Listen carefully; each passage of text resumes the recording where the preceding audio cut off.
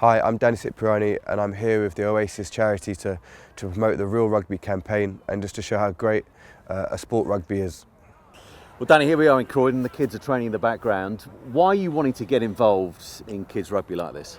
Just because rugby's had a massive influence in my life and you know the responsibility it's had and the things I've learned from being involved in a team sport, even from a young age at club or school level. In terms of lessons that I guess you'll take on into your future life, sort of disciplines that rugby has taught you that it's going to teach these kids as well. What are the main things that you'll take away from rugby when eventually you move on to other things? Yeah, I've learned a lot of lessons over the years, whether it be different man management from different coaches, even from the young ages going up, different personalities you've met and you come across, and different ways to conduct yourself, different environments, going on tours from under 10s to 12s or whatever it may be, being involved in a team sport where some kids might not be as confident and you're trying to get them included, or some kids are confident and everyone just goes with the flow, whatever it may be.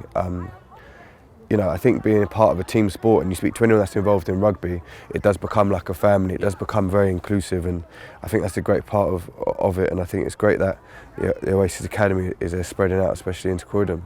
And you mention inclusive because I guess for quite a number of years, rugby has been seen as perhaps a little bit exclusive, that it's the kind of public school thing that you do, but actually it's spreading its wings far wider than that. How do you go about appealing to kids who've never even thought about playing the game of rugby? Yeah, I think that's massively the case. You look at the perception of what rugby is and how you say it is a private school thing, but you know there's guys that I play with that are professional, like myself, and other guys that have grown up on council estates or you know different estates in different parts of England, whether it be the north of England or London, and you know they're now professional rugby players, and you speak to them about it. It's the same sort of thing where they didn't really think much of it until they were handed a ball at a club or friends said to come down.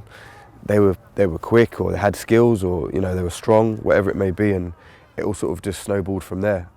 And if there are youngsters out there who are at academies like this one and they're not involved like these guys at the moment, but they're thinking about rugby, but they look at rugby on the TV, and no offence, you're not one of the bigger rugby players, but that's your position. But there are some, as you know, there are some monsters out there. They see the size of the hits that people suffer during a game. If that's putting them off, what would you say to them?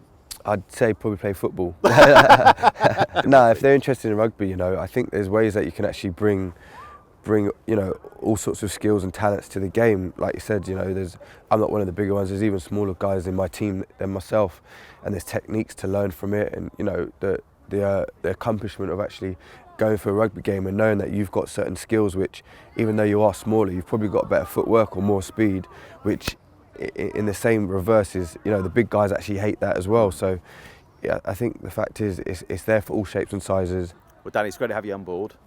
Wish you well with that lot. Cheers, thank you very much, Simon.